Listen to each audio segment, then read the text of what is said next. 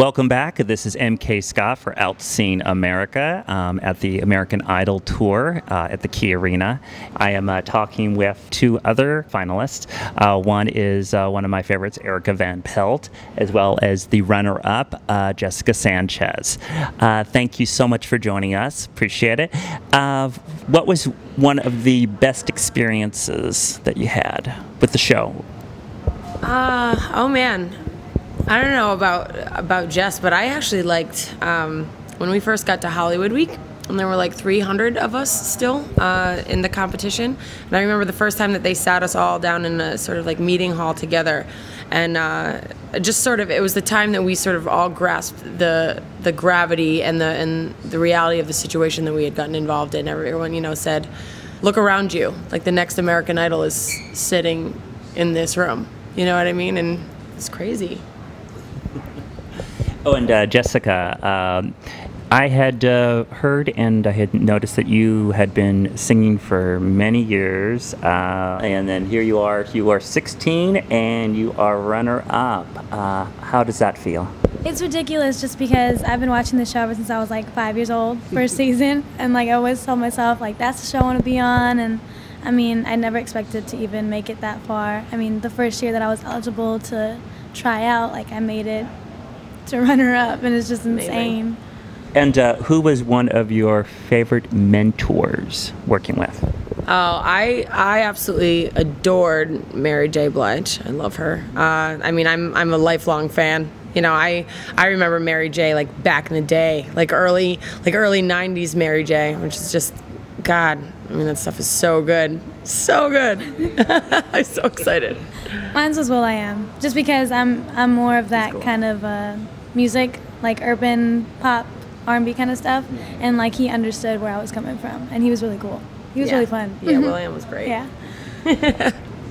One thing I really enjoyed about you, Jessica, was when you first came out, you had the voice was so tremendous. It reminded me so much of Jennifer Hudson. Thank you. So, do you guys have any inspirations to go into the movies? Into movies. No, yeah, I love acting. I grew up doing musical theater, and you know, and I was in drama my whole life. So, I mean, that would be killer. I would love it, absolutely.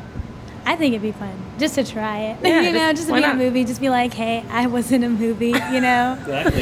If Jennifer could win an Oscar, you know, so can you. Yeah, we can try. I mean, I'm not as good as an actor, but you know, it's cool trying stuff. Well, I mean, you never know. That was Jennifer's first time out, right? And bang, gets an Oscar. I mean, it was an amazing performance, obviously. You know, God, love that. Dreamgirls.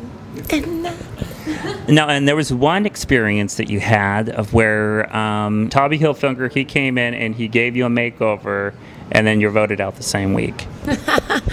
It's so weird because I feel like, you know, people have asked me, do you think that's why, you know, you got eliminated? And I would like to think that people aren't that narrow-minded, that they would pay more attention to my singing than, you know, than a haircut. But at the same time, I mean, we were talking about this before. It's like, it's still reality television, you know. You'd like to think that people are there just listening to the voices and not really concerned over, you know, well, I don't like those shoes, or you got a weird haircut and your face is crooked, who knows. You know, it's one of those weird things. It's like, it's still reality TV, any way you look at it. So it may have affected my elimination. I don't know, but it's all good now. At least you got the makeover. Yeah, I got the makeover. My hair's short again. I love it. So it's but cool. you didn't keep it dark. No, well, I'm a natural blonde, and I thought, especially for tour, since we don't have a ton of time off, it would be easier for just have my normal hair color, so I don't have to be getting it done every 2 weeks.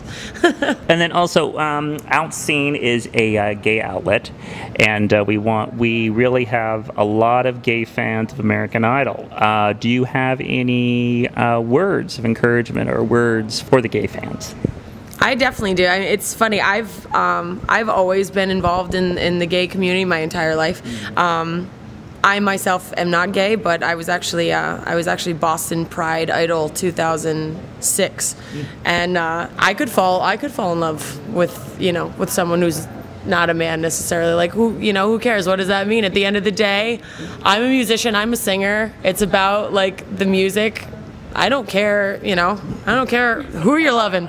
You know what I'm saying? Like, if the music speaks to you, it's like, it's all good. We're all one family at the end of the day. The thing is, at the end of the day, we're all just the same, and we love who we love. You don't pick or choose. Love is love. And, I've performed at some pride parades too, and I love the gay fans. Fun. They are they're one of the best crowds, let me tell you. So great. The so best, supportive. actually. Yep. I love them, and they're my favorite kind of crowd to perform in front of, because they're always cheering you on no matter what. They're always positive and just having so much fun.